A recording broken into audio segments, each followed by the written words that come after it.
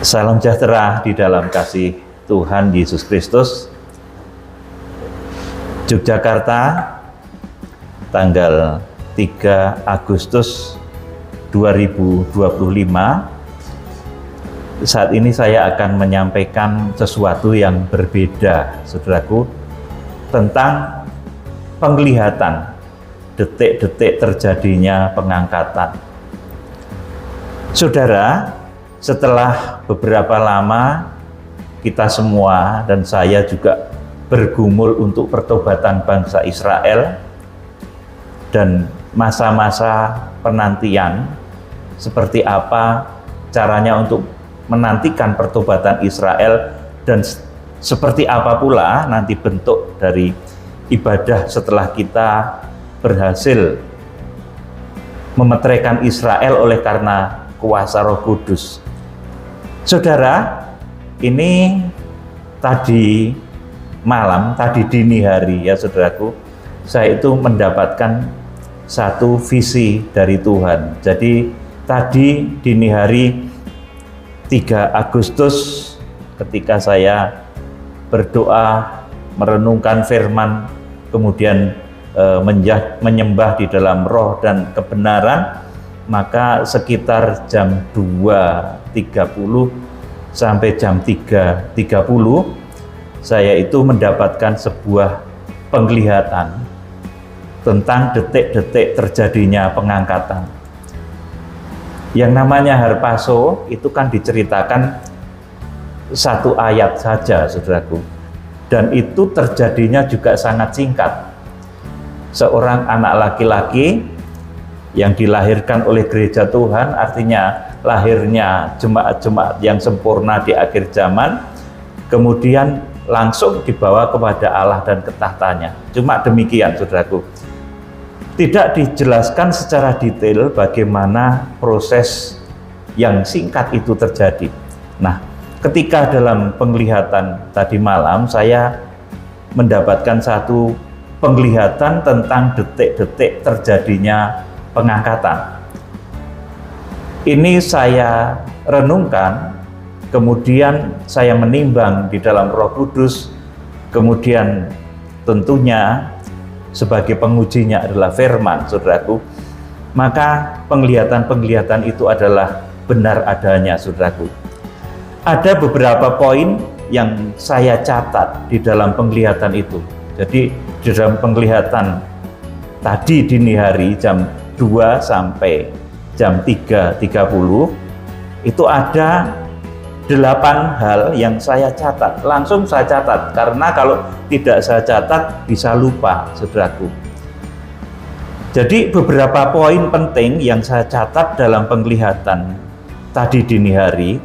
Yang pertama, saudaraku, saat harpazo atau pengangkatan jemaat-jemaat yang sempurna di dalam Wahyu pasal 12 ayat 5, ketika hal itu terjadi, yang terjadinya juga bersamaan dengan peristiwa pengungsian dan juga bersamaan dengan datangnya masa antikris, maka ketika harpazo atau pengangkatan itu terjadi, jemaat-jemaat berada di tempat masing-masing dalam keseharian mereka, namun mereka dalam kondisi iman luar biasa, selalu menyembah dalam roh dan kebenaran, bersatu dalam roh dengan semua jemaat Kristen di muka bumi.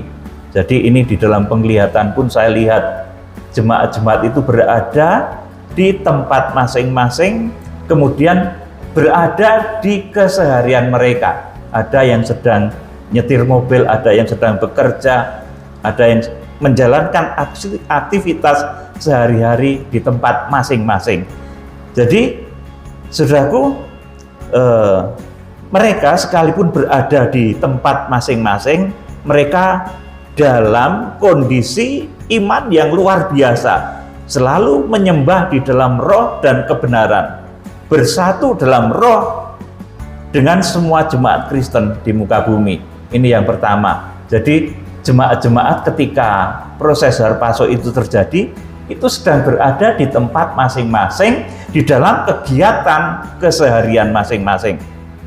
Kemudian yang kedua, saya catat, saya lihat dalam penglihatan itu, pada saat harpaso itu terjadi, suasana dunia, bahkan di tempat yang dianggap sebagai tempat paling aman di dunia pun tiba-tiba, saudaraku. Jadi kan di dunia ini ada tempat-tempat yang dibilang tempat aman dari perang, dari berbagai macam bencana, sebagai tempat yang ternyaman, paling aman. Di tempat-tempat yang seperti itu pun, saudaraku, tiba-tiba di langit itu ada kilatan-kilatan cahaya bercampur dengan melesatnya banyak senjata. Yang saya lihat itu seperti rudal, saudaraku. Dan tiba-tiba banyak tempat terjadi kepulan-kepulan asap yang membumbung tinggi. Banyak orang yang berlarian, bersembunyi di bunker, di berbagai tempat, dan ada yang berlari tidak tentu arah. Jadi yang kedua ini, pada hari harpaso itu, saudaraku, terjadi ketika suasana di dunia, bahkan di tempat yang dianggap tempat paling aman, itu tiba-tiba di langit ada kilatan-kilatan cahaya bercampur dengan melesatnya banyak senjata yang saya lihat itu seperti rudal, dan tiba-tiba banyak tempat terjadi kepulan-kepulan asap yang membumbung tinggi, banyak yang berlarian, bersembunyi di bunker, dan banyak juga yang berlari tidak tentu arah. Ini saat harpaso terjadi. Kemudian yang ketiga yang saya lihat di dalam penglihatan itu, orang-orang kudus tiba-tiba harpaso dirampas, diambil dari bumi ini oleh, saudaraku, ini jadi saya lihat, saudaraku, oleh makhluk surgawi yang sampai saat ini makhluk surgawi itu saya kenal sebagai kerubium, saudaraku. Jadi kan selama ini belum ada yang menjelaskan itu yang membawa anak laki-laki, membawa orang-orang sempurna itu ke tahta Allah itu siapa? Kan tidak ada dijelaskan, saudaraku. Nah, di dalam penglihatan itu saya melihat orang-orang kudus yang harpaso, yang dirampas, diambil dari bumi, itu dibawa oleh makhluk-makhluk surgawi yang saya kenal dengan sebutan kerubium, saudaraku. Pada saat itu Tuhan Yesus Kristus belum datang. Jadi orang-orang yang harpaso yang dibawa kepada Allah dan ke tahtanya di Wahyu pasal 12 ayat yang kelima itu, mereka dibawa oleh kerubium, saudaraku. Nah, ini nanti akan saya terangkan satu persatu. Kemudian yang keempat, saya catat di dalam penglihatan tadi dini hari, di dalam waktu yang sangat kilat, memori kehidupan dari setiap orang yang harpaso itu dibuka, saudaraku. Jadi memori ingatan saudara itu dibuka dimulai dari tempat ibu kita melahirkan kita masing-masing hingga kepada hari ketika harpaso itu terjadi. Saudara, jadi jemaat-jemaat itu akan diingatkan oleh Tuhan tentang ibu yang pernah melahirkan kita. Saudaraku, ini saat harpaso, jadi memori orang-orang yang harpaso itu sesaat dibuka oleh Tuhan.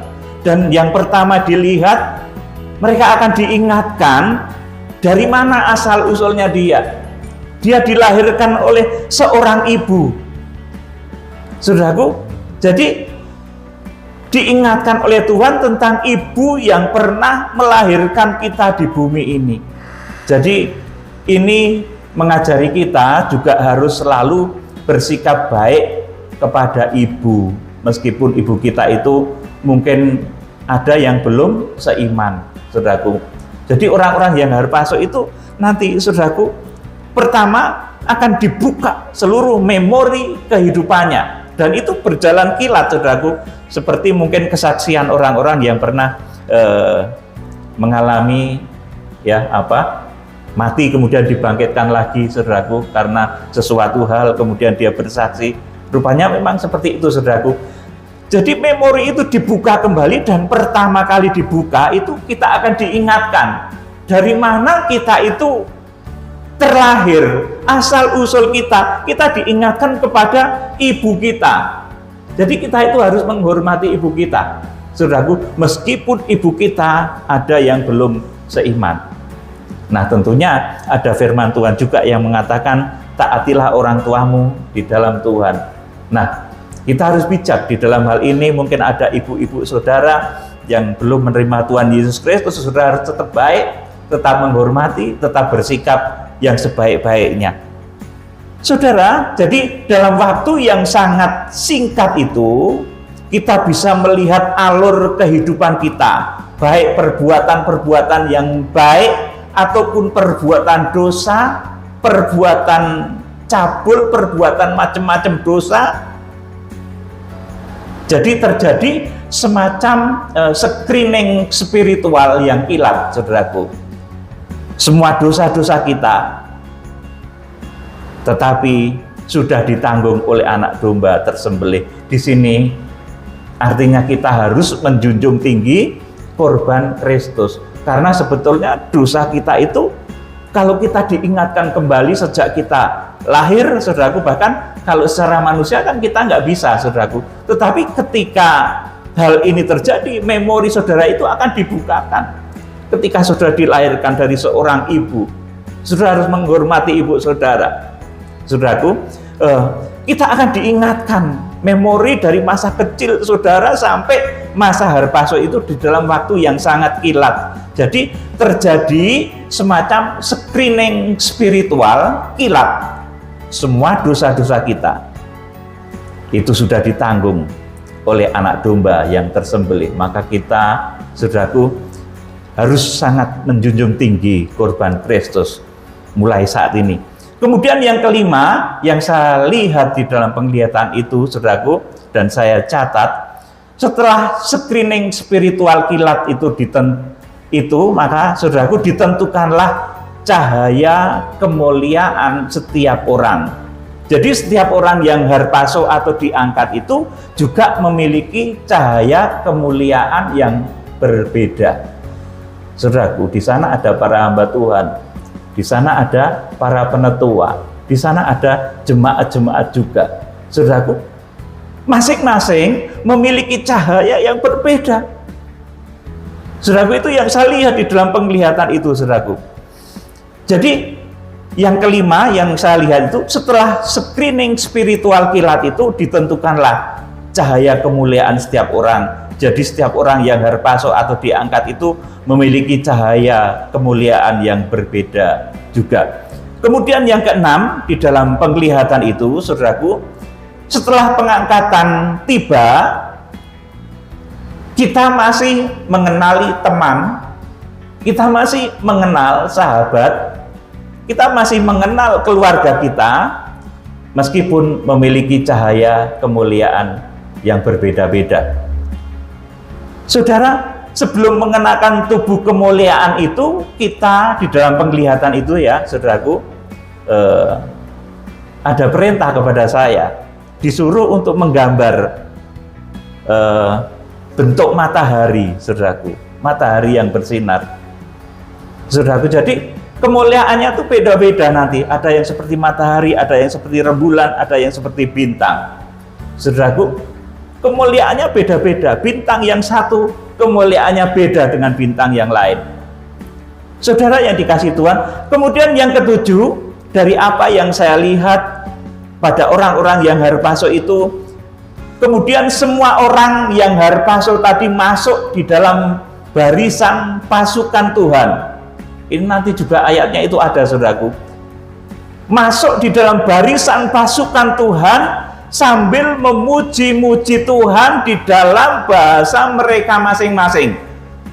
Karena yang harpaso itu berasal dari seluruh bumi, dari berbagai bangsa, dari berbagai suku, dan dari berbagai bahasa. Namun, meskipun berbeda bahasa, tetapi semua bisa saling mengerti. Saudaraku, ini yang saya lihat di dalam penglihatan itu, saudaraku. Jadi semua orang yang harpaso itu kemudian masuk di dalam satu barisan pasukan Tuhan, di mana pasukan itu semuanya memuji Tuhan, memuliakan Tuhan dengan bahasa masing-masing. Dan ketika setiap orang itu mengucapkan bahasa, mungkin bahasa Jawa, bahasa Papua, bahasa Batak, bahasa Chinese, bahasa Inggris, saudaraku, semua bisa paham. Saudaraku, ini yang saya lihat di dalam penglihatan itu.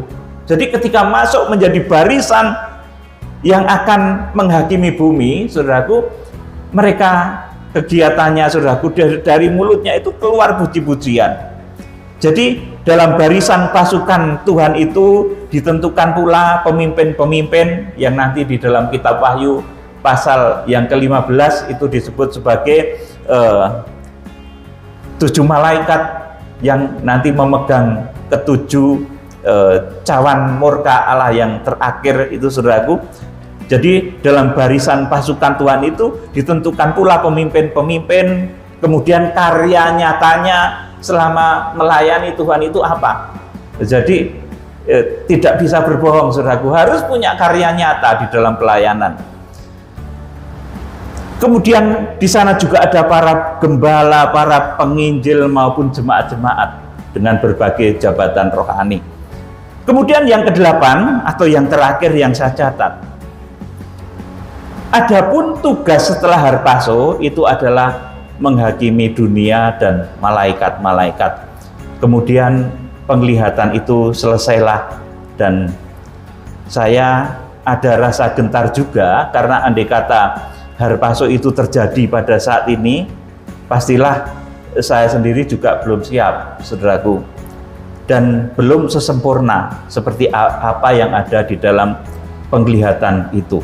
Saudara, kemudian saya akan terangkan satu persatu berdasarkan firman Tuhan.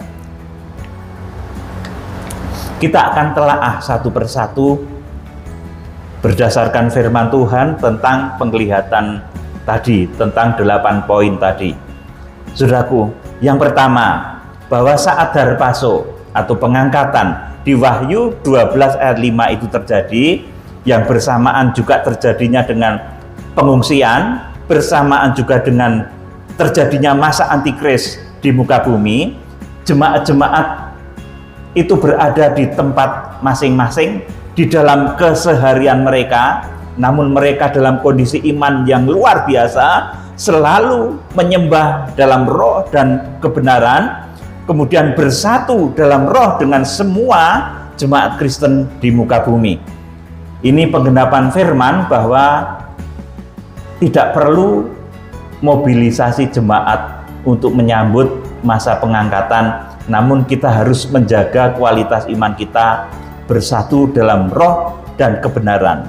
Tuhan akan menjemput saudara di tempat saudara masing-masing dan dalam keseharian saudara. Jadi saya di dalam kegerakan Kitab Wahyu tidak akan memobilisasi saudara seperti yang sudah sering dilakukan oleh orang-orang. Mereka memobilisasi, ayo sekarang kita berkumpul ke padang gurun karena sebentar lagi pengangkatan.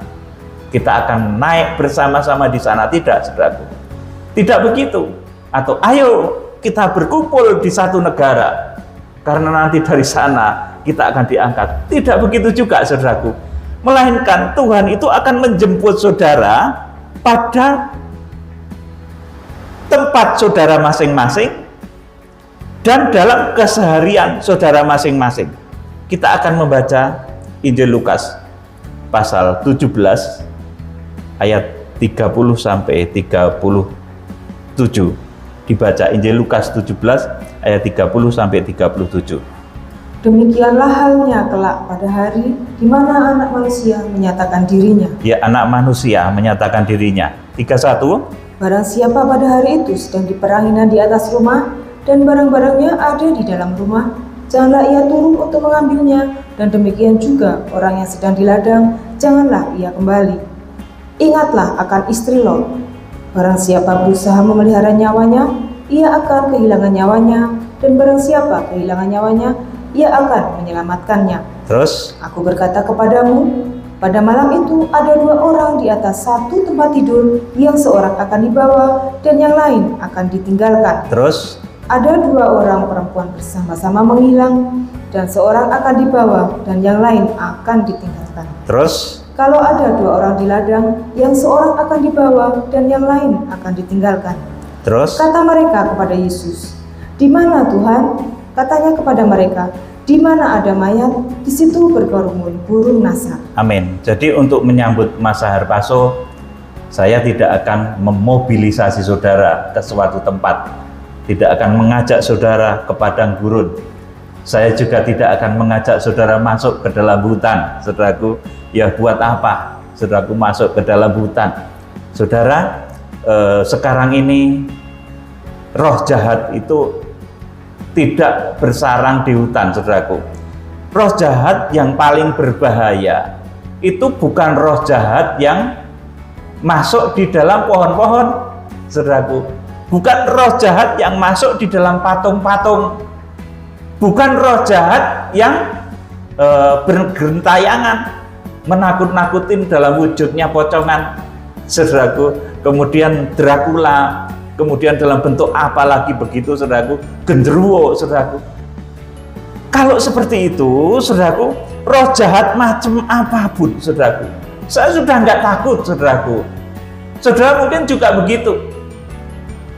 Jadi sekarang ini roh jahat yang betul-betul merusak itu bukan roh jahat yang di hutan, yang ada di pohon-pohon, yang menunggu pohon, saudaraku. Bukan roh jahat yang ada di patung-patung, bukan roh jahat yang ada bergentayangan menghantui orang jadi pocongan, kemudian jadi Dracula, jadi genderuwo, saudaraku. Bukan roh jahat seperti itu, tetapi roh jahat yang berbahaya saat ini adalah roh jahat di kota-kota. Di akhir zaman dinyatakan Babel besar itu menjadi sarang dari roh-roh najis, dari roh-roh jahat. Jadi sekarang roh-roh jahat itu nggak di hutan, saudaraku. Terus ngapain saudara di hutan poso di sana? Kita juga bukan mau melayani celeng, saudaraku, tetapi kita mau melayani manusia. Jadi kalau kita doa puasa, mari kita kobarkan api peperangan. Api peperangan spiritual itu di tempat-tempat yang banyak roh jahatnya. Roh jahat itu sekarang di kota, saudaraku, yang merasuk di dalam diri manusia, membuat manusia itu bersikap jahat, memiliki sifat buruk, sifat jahat. Itu roh jahat yang harus kita perangi. Jadi kita nggak perlu ke hutan, saudaraku. Ini salah satu yang saya reformasi. Kalau dulu ada yang senang ke hutan-hutan, ya maaf, saudaraku. Sekarang, saudaraku, kalau saudara ingin memenangkan banyak manusia, puasalah di kota-kota. Benteng-benteng iblis yang merasuki manusia-manusia di kota itu, supaya dihancurkan. Buat apa saudara ke hutan? Di sana ya ketemu ular, di sana ketemu celeng, saudara. Kita ini akan menyelamatkan manusia. Jadi hal ini saya lakukan pembaharuan, saudaraku. Kalau dulu ada yang suka berpuasa, doa di hutan-hutan, ya boleh, saudaraku, nggak ada yang larang juga, saudaraku. Tetapi kemanfaatannya itu, saudaraku, saat ini saya beritahu saudara, roh jahat itu tidak di hutan, roh jahat tidak di pohon-pohon, roh jahat juga tidak di patung-patung atau benda-benda berhala. Itu nggak nakutkan, saudaraku. Tetapi yang membuat rusak dunia itu adalah roh jahat yang merasuk di dalam diri manusia. Kadang membuat manusia kerasukan juga. Itu roh jahat, saudaraku. Kemudian mengilhami sesuatu yang buruk. Itu roh jahat. Mengilhami percabulan. Itu roh jahat, saudaraku, yang harus kita perangi. Saudaraku yang dikasih Tuhan, jadi kaitannya dengan bahwa nanti, saudaraku, kelak pada kedatangan anak manusia, ini saya tidak akan memobilisasi saudara ke hutan lindung mungkin atau ke padang gurun. Saya tidak akan ajak saudara melakukan hal-hal yang konyol demikian. Saudara akan dijemput oleh Tuhan di tempat saudara masing-masing. Di sini dikatakan ada yang sedang di tempat tidur, artinya sedang santai. Ada yang sedang di peranginan, itu ngises saudaraku, kipas-kipas di peranginan saudaraku. Ada yang sedang bekerja di ladang. Artinya Tuhan itu ketika harpaso terjadi, itu akan menjemput saudara di tempat saudara masing-masing. Karena yang harpaso itu bukan cuma orang Jogja, bukan cuma orang Papua, bukan cuma orang Kalimantan, tetapi seluruh dunia. Makanya tidak mungkin dimobilisasi. Kalau terjadi mobilisasi, justru itu adalah tanda sesuatu yang salah. Ada firman katakan, kalau orang berkata, ayo kita ke padang gurun, ayo kita ke bilik, maka itu sesat. Itu perkataan nabi-nabi palsu. Saudaraku yang dikasihi Tuhan, jadi Tuhan akan menjemput saudara di tempat saudara masing-masing ketika harpazo itu terjadi. Ini yang pertama. Kemudian yang kedua, seperti yang saya lihat di dalam penglihatan, pada saat harpazo itu terjadi, suasana dunia di tempat yang paling aman sekalipun, seperti mungkin Swiss, negara-negara yang dianggap aman itu saudaraku, tempat-tempat yang dianggap paling aman di dunia, tiba-tiba di langit itu ada kilatan-kilatan cahaya saudaraku, bercampur dengan melesatnya banyak senjata. Saya lihat itu seperti rudal saudaraku, dan akan banyak kemudian terjadi kepulan-kepulan asap di berbagai tempat, dan banyak orang berlarian, bersembunyi di bunker, bersembunyi, berlarian, tidak tentu arah. Itu ketika harpazo nanti saudaraku. Kita akan membaca Injil Matius pasal 24 ayat 26 sampai 27 ya saudaraku. Ini memperkuat dari pernyataan yang pertama tadi juga saudaraku. Matius 24 ayat 26 sampai 27 dibaca Butami. Jadi, apabila orang berkata kepadamu, lihat, ia ada di padang gurun, janganlah kamu pergi ke situ, atau lihat, ia ada di dalam bilik, janganlah kamu percaya. Iya, kalau ada orang ngomong, lihat, ia ada di padang gurun, ayo kita sekarang mengajak semua jemaat ke padang gurun. Ayo sekarang kita mengajak semua jemaat masuk ke hutan, ke pegunungan-pegunungan. Oh, tidak begitu, saudaraku. Kemudian ayat 27. Sebab sama seperti kilat memancar dari sebelah timur dan melontarkan cahayanya sampai ke barat, demikian pula lah kelak kedatangan Anak Manusia. Terus, di mana ada bangkai, di situ burung nasar berkerumun. Amin. Jadi ada kilatan-kilatan cahaya, dan itu nanti akan berbarengan dengan suasana yang begitu mencekam di dunia ini, saudaraku. Dan setelah itu nanti bumi akan dilanda masa antikris, saudaraku. Kemudian penglihatan yang ketiga, orang-orang kudus tiba-tiba dibawa, diambil dari bumi oleh makhluk surgawi yang saya kenal itu sebagai kerubium. Nah, pada saat itu juga, pada saat harpazo itu, Tuhan itu belum datang, saudaraku. Tapi kerubium itu yang akan membawa orang-orang harpazo. Wahyu 12 ayat yang kelima. Dibaca coba. Wahyu. Maka ia melahirkan seorang anak laki-laki yang akan menggembalakan semua bangsa dengan gada besi. Tiba-tiba anaknya itu dirampas dan dibawa lari kepada Allah dan ke tahtanya. Ya, selama ini kan belum ada yang menerangkan ini yang membawa, yang merampas kepada Allah dan ke tahtanya itu siapa. Ini kan belum pernah, saudaraku. Nah, tadi dini hari saya mendapatkan satu pernyataan, itu adalah makhluk surgawi yang wujudnya itu saya lihat menurut pandangan mata saya itu kerubium, saudaraku. Makhluk-makhluk Tuhan, kerub, yang kalau dahulu merupakan penjaga Taman Eden di Kejadian pasal 3 ayat yang ke-24. Jadi pembatas antara ruang kudus dan ruang maha kudus, saudaraku. Nah, yang membawa orang-orang harpaso itu nanti kerub itu, saudaraku. Yang membawa orang itu masuk dari ruang kudus memasuki ruang maha kudus itu kerub. Makanya kalau saudara belajar tabernakel, itu di pintu tirai itu ada gambarnya kerub, ya, saudaraku. Kemudian saudara, tentang kerub itu juga merupakan kendaraan Tuhan. Jadi kendaraannya Tuhan itu kerubium, ya saudaraku, seperti ditulis dalam kitab Nabi Yeskiel pasal 1, Yeskiel pasal 9 ayat 3, kemudian kitab Nabi Yeskiel pasal yang ke-10. Jadi yang akan membawa kita kepada Allah dan ketahtanya dengan proses-proses tadi yang saya sebutkan itu adalah kerub, saudaraku. Ini terlihat, saya bertanya-tanya, ini apa Tuhan? Kerub, ini seperti kerub yang disebut sebagai kerub itu saudaraku. Nanti yang akan membawa orang-orang sempurna di akhir zaman dibawa kepada Allah dan ketahtanya. Dari ruang maha kudus memasuki ruang dari ruang kudus memasuki ruang maha kudus, itu yang membawa para kerubium, saudaraku.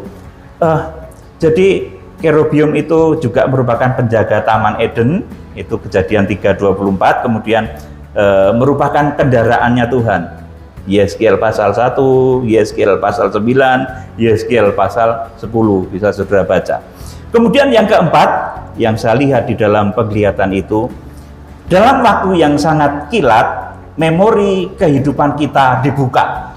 Saya membaca, ya saudara, karena saya tulis supaya tidak keliru dari apa yang saya lihat semalam. Jadi dalam waktu yang sangat kilat, memori kehidupan kita itu dibuka, dimulai dari tempat ibu kita melahirkan kita. Melahirkan kita semua, saudaraku, hingga kepada hari ketika harpaso itu terjadi. Kita akan diingatkan oleh Tuhan tentang ibu yang pernah melahirkan kita di bumi. Jadi hargailah ibumu, karena ia merupakan pengantar engkau sampai ada di bumi ini. Hormatilah dia, meskipun saya katakan ada di antara ibu saudara mungkin yang belum beriman, tetap hormati, tetap perlakukan dengan sebaik-baiknya. Ini mengajari kita harus bersikap baik kepada ibu, meskipun ibu kita mungkin ada yang belum seiman. Kemudian dalam waktu yang sangat singkat itu kita bisa melihat alur kehidupan kita, baik perbuatan baik ataupun perbuatan dosa. Jadi semacam terjadi screening spiritual kilat. Semua dosa-dosa kita sudah ditanggung oleh Tuhan Yesus Kristus, anak domba yang tersembelih. Kemudian Tuhan mengingatkan asal-usul kita. Kita itu siapa kok sampai dibawa kepada Allah dan ketahtanya? Dari mana kita dilahirkan oleh seorang ibu? Dibuka dengan itu nanti, saudaraku, ingatan saudara.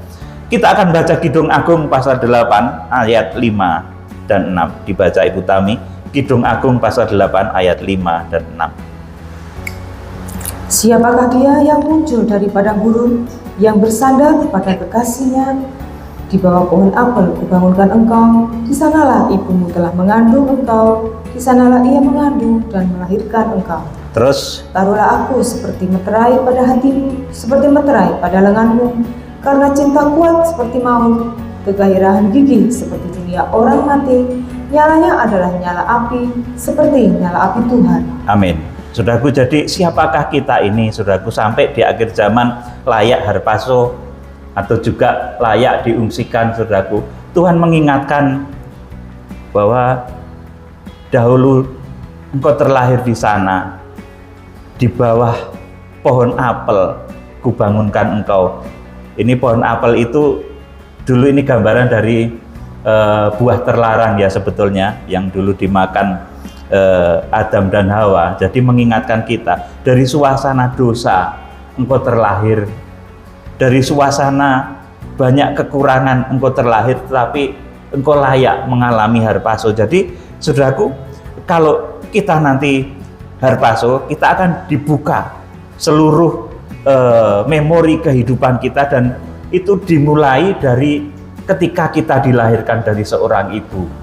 Nasihat di sini yang saya sampaikan pada saudara, hormatilah ibumu, hormatilah orang tuamu meskipun belum seiman di dalam Tuhan Yesus Kristus.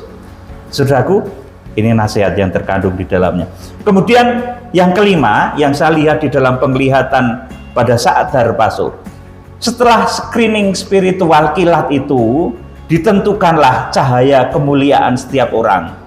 Jadi setiap orang yang harpaso diangkat itu memiliki cahaya kemuliaan yang berbeda-beda juga. Nanti ada hamba Tuhan, ada hamba Tuhan yang ngetop, ada penginjil, ada para guru Injil, saudaraku, ada jemaat-jemaat.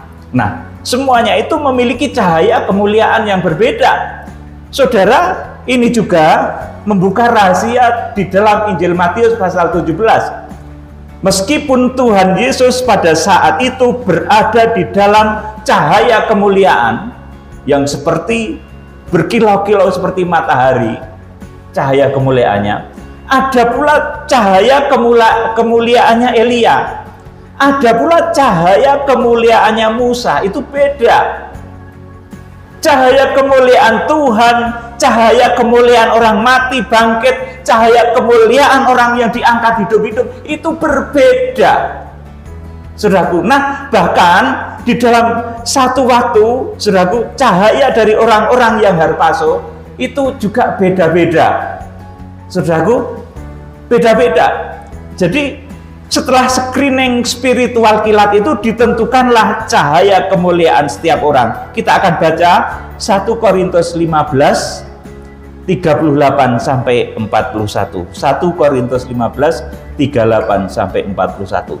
Tetapi Allah memberikan kepadanya suatu tubuh seperti yang dikehendakinya. Ia memberikan kepada tiap-tiap biji tubuhnya sendiri. Bukan semua daging sama. Daging manusia lain daripada daging binatang, lain daripada daging burung, lain daripada daging ikan. Terus ada tubuh surgawi dan ada tubuh duniawi, tetapi kemuliaan tubuh surgawi lain daripada kemuliaan tubuh duniawi. 41. Kemuliaan matahari lain daripada kemuliaan bulan, dan kemuliaan bulan lain daripada kemuliaan bintang-bintang, dan kemuliaan bintang yang satu berbeda dengan kemuliaan bintang yang lain. Amin. Jadi tubuh kemuliaan orang-orang harpaso itu cahayanya juga berbeda-beda, tidak kemudian sama, saudaraku. Jadi seperti itu ya, saudaraku, yang saya lihat di dalam penglihatan semalam. Meskipun sama-sama harpaso, tapi cahaya kemuliaan itu berbeda. Di sana ada hamba Tuhan, di sana ada jemaat, di sana ada penginjil, dan mereka disertai dengan prestasinya masing-masing, saudaraku. Jadi tidak bisa mengelabui dari pandangan mata Tuhan. Nah, ini menyingkapkan rahasia pula di dalam Matius pasal 17 itu ya, tubuh kemuliaan Tuhan Yesus itu beda dengan tubuh kemuliaan Elia. Dan tubuh kemuliaan Elia itu pun beda dengan tubuh kemuliaan Musa. Ini dulu nggak ditulis memang, saudaraku, tetapi ini pasti berbeda, saudaraku. Kita baca Matius pasal 17 ayat 1 sampai 3. Injil Matius pasal 17 ayat 1 sampai 3. 6 hari kemudian, Yesus membawa Petrus, Yakobus dan Yohanes saudaranya, dan bersama-sama dengan mereka, ia naik ke sebuah gunung yang tinggi. Di situ mereka sendiri saja. Terus, lalu Yesus berubah rupa di depan mata mereka.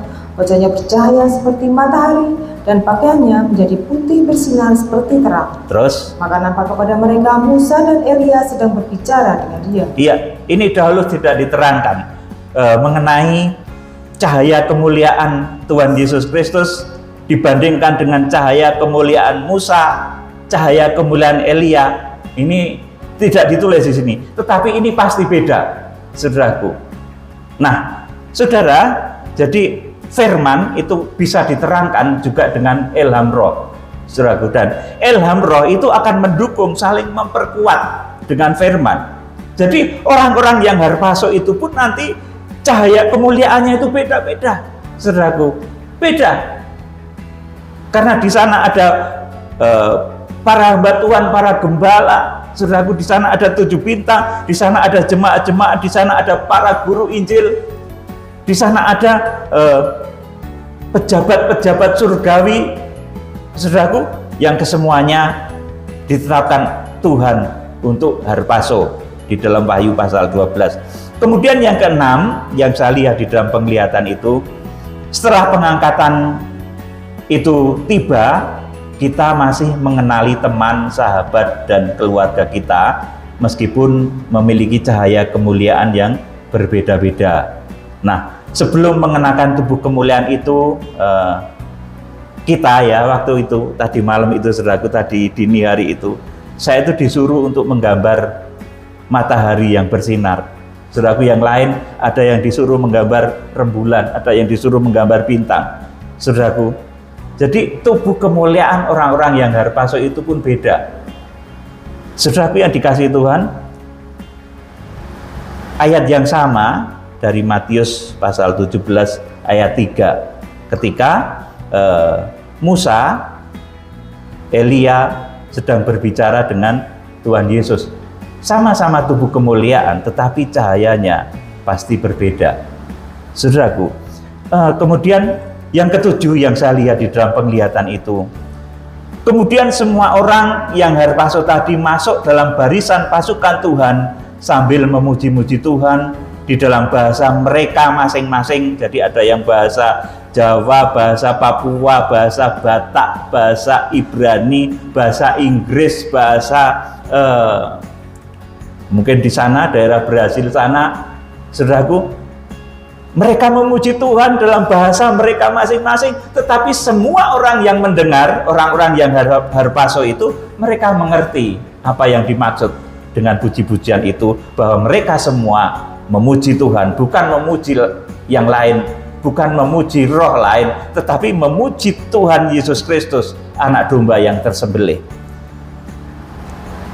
Dalam barisan pasukan Tuhan itu ditentukan pula pemimpin-pemimpin dan karya nyata yang dilakukan selama melayani Tuhan, para gembala, para penginjil, maupun para jemaat-jemaat yang masuk di dalam harpaso. Saudaraku, pasukan Tuhan ini direkrut untuk menggenapi firman Tuhan, bahwa di akhir zaman itu Tuhan itu datangnya nggak sendirian, saudaraku. Di Wahyu 12 ayat yang kelima ini Tuhan belum datang loh, saudaraku, tetapi dia sedang merekrut pasukannya di dalam satu acara besar yang namanya harpaso, mengubah tubuh yang fana ini menjadi tubuh kemuliaan yang bisa menghakimi bumi dan menghakimi malaikat-malaikat. Kita akan membaca Kitab Ulangan pasal 33 ayat 1 dan 2. Ini Musa yang tadi ditemui Tuhan Yesus di atas Gunung Tabor, ya, saudaraku. Ulangan 33 ayat 2. 1 dan 2, ya. Inilah berkat yang diberikan Musa abdi Allah itu kepada orang Israel sebelum ia mati. Ya, jadi ini berkat yang diberikan Musa abdi Allah itu kepada orang Israel sebelum ia mati. Ayat 2. Berkatalah ia, Tuhan datang dari Sinai dan terbit kepada mereka dari Seir. Ia tampak bersinar dari pegunungan Paran dan datang dari tengah-tengah puluhan ribu orang yang kudus. Di sebelah kanannya tampak kepada mereka api yang menyala. Amin. Jadi Tuhan mengadakan acara besar yang namanya harpaso itu adalah untuk membentuk pasukan sehingga menggenapi firman ini, bahwa Tuhan datang di antara puluhan ribu orang kudusnya. Ini perkataan Nabi Musa, yang kemudian Nabi Musa itu bertemu di dalam cahaya kemuliaan di Matius pasal 17, itu di atas Gunung Tabor. Itu tempat favorit saya. Kalau ke Israel saya pasti mengajak ke sana. Dan tempat yang paling saya hindari itu Gunung Nebo, karena di sana ada cerita kelam meninggalnya Musa ini, saudaraku. Jadi tempat favorit untuk teladan harpaso itu adalah Gunung Tabor, ya, saudaraku. Kemudian kita juga akan baca Yudas pasal 1 ayat 14 sampai 15. Yudas pasal 1 ayat 14 sampai 15.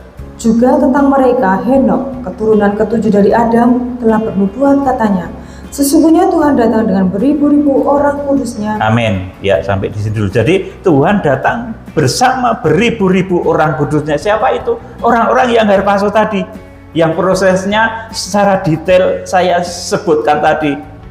Selama ini kan kita hanya mengerti secara sekilas. Harpaso diangkat, dibawa kepada Allah dan ketatannya. Itu seperti apa? Nah, detailnya, saudaraku, rupanya dijabarkan oleh Roh Kudus. Saudaraku, mereka itu adalah pasukan Tuhan yang akan menggenapi firman bahwa Tuhan datang dengan beribu-ribu orang kudusnya. Untuk apa? Untuk menghakimi. Ayat 15 dibaca, coba. Hendak menghakimi semua orang dan menjatuhkan hukuman atas orang-orang fasik karena semua perbuatan fasik yang mereka lakukan dan karena semua kata-kata nista yang diucapkan orang-orang berdosa yang fasik itu terhadap Tuhan. Amin. Jadi untuk menggenapi firman inilah yang diucapkan Nabi Musa, juga diucapkan oleh Yudas atas petunjuk dari Henok, ya. Jadi Yudas itu rupanya menyitir dari apa yang dikatakan oleh Henok, keturunan ketujuh dari Adam. Henok itu berkata juga bahwa sesungguhnya Tuhan datang dengan beribu-ribu orang kudusnya. Henok itu orang yang nggak mati, ya saudaraku. Henok tidak mati, dinyatakan seperti itu. Saudara, Henok itu tidak mati, saudaraku. Makanya yang bisa menceritakan orang-orang yang harpaso, yang tidak mati, itu juga adalah orang yang nggak mati, saudaraku. Nah, kemudian yang kedelapan yang saya lihat di dalam penglihatan tadi dini hari, adapun tugas setelah harpaso adalah untuk menghakimi dunia dan malaikat-malaikat. Di dalam Alkitab kita mengenal itu Wahyu pasal yang ke-15, 7 malaikat dengan 7 cawan murka yang terakhir. Kemudian setelah itu selesailah penglihatan itu, dan saya ada rasa gentar juga karena andai kata harpaso itu terjadi saat ini, kayaknya saya ini belum layak, saudaraku, belum siap dan belum layak. Makanya dari hari ke hari kita semua harus semakin dalam, semakin tumbuh di dalam iman, semakin dewasa di dalam iman.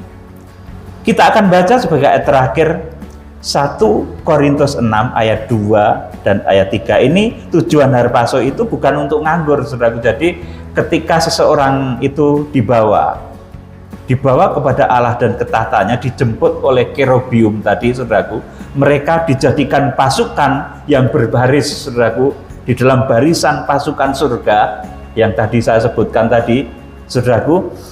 Itu mereka tidak nganggur, tapi mereka akan dipercaya oleh Tuhan menghakimi bumi dan malaikat-malaikat. 1 Korintus 6 ayat 2 dan 3 dibaca. Atau tidak tahukah kamu bahwa orang-orang kudus akan menghakimi dunia, dan jika penghakiman dunia berada dalam tangan kamu, tidakkah kamu sanggup untuk mengurus perkara-perkara yang tidak berarti? Tidak tahukah kamu bahwa kita akan menghakimi malaikat-malaikat? Jadi apalagi perkara-perkara biasa dalam hidup kita sehari-hari. Amin. Saudaraku, jadi inilah yang menjadi maksud Tuhan kenapa mengadakan harpaso di Wahyu pasal 12 ayat ke-5. Itu kejadiannya adalah 3,5 tahun sebelum kedatangan Tuhan Yesus. Itu kejadiannya adalah 1260 hari sebelum kedatangan Tuhan Yesus Kristus. Kenapa sudah ada orang yang diangkat dan dibawa kepada Allah dan ketatannya, seperti Henok, seperti Elia? Saudara, kenapa sudah ada seperti itu, saudaraku? Karena mereka akan direkrut, dijadikan pasukan Tuhan yang saya lihat di dalam penglihatan tadi berbaris, saudaraku. Mereka memuji-muji Tuhan di dalam bahasa mereka masing-masing, dan itu bisa dipahami oleh semua orang meskipun di dalam berbagai macam bahasa, seperti ketika Pentakosta itu, saudaraku. Jadi saudaraku yang dikasihi Tuhan, kita akan terus bergerak maju di dalam kegerakan akhir zaman. Kita saat ini pada saat-saat penantian, critical time, kita menunggu pertobatan bangsa Israel. Dan setelah nanti bangsa Israel itu dimeteraikan sejumlah yang ditetapkan oleh Tuhan, dan Alkitab mencatat sebagai 144.000 suku keturunan Israel dimeteraikan, maka kegiatan kita selanjutnya adalah fellowship, penyembahan, ibadah raya untuk jemaat-jemaat Kristen seluruh penjuru bumi. Kita menyatu di dalam roh, dan itu harus kita latih. Saudaraku, saya punya rencana dan berdoa, akhir Desember tahun ini kita akan mengadakan fellowship nasional, bahkan sekiranya memungkinkan dan dananya itu cukup, nanti bisa menjadi fellowship internasional untuk kita belajar menyatu di dalam sembah itu seperti apa. Bukan saya memobilisasi saudara, tapi saudara supaya mengerti, berlatih bagaimana bersatu di dalam roh, menyatu di dalam roh. Karena nanti setelah itu juga akan pulang ke tempat saudara masing-masing, dan saudara akan mengerti bagaimana cara menyatu di dalam sembah, menyatu di dalam roh. Karena itulah kegiatan nanti sesudah bangsa Israel itu dimeteraikan. Sekarang kita sedang menunggu-nunggu pemeteraian Israel. Kita harus ke sana lagi atau tidak, kita menunggu juga perintah dari Tuhan. Ya saudaraku, kalau ternyata diutus ke sana lagi, meskipun suasananya tidak nyaman, banyak peperangan, ya saya akan berangkat bersama tim. Karena memang rencananya masih ada satu gelombang lagi, yaitu seminar untuk hamba-hamba Tuhan di Israel. Rencananya seperti itu, tapi begitu rencana itu kemarin kita mau kerjakan, kemudian terjadi perang besar, perang 12 hari di sana, ya saudaraku, dan memakan korban yang cukup banyak juga. Kemudian rupanya Tuhan memiliki rencana lain. Jadi kita sedang menunggu apa yang dikehendaki oleh firman dan Roh Kudus untuk kita kerjakan di zaman-zaman yang semakin mendekat kepada kedatangan Tuhan. Nah, semakin kita taat kepada Tuhan, maka janji Tuhan itu semakin dekat. Tetapi kalau kita semakin menjauh dari firman Tuhan, terjadi pelanggaran-pelanggaran, bisa jadi janji Tuhan menjadi semakin jauh, seperti perjalanan bangsa Israel di padang gurun yang harusnya memakan waktu cuma 3 bulan maksimal, diputar menjadi 40 tahun.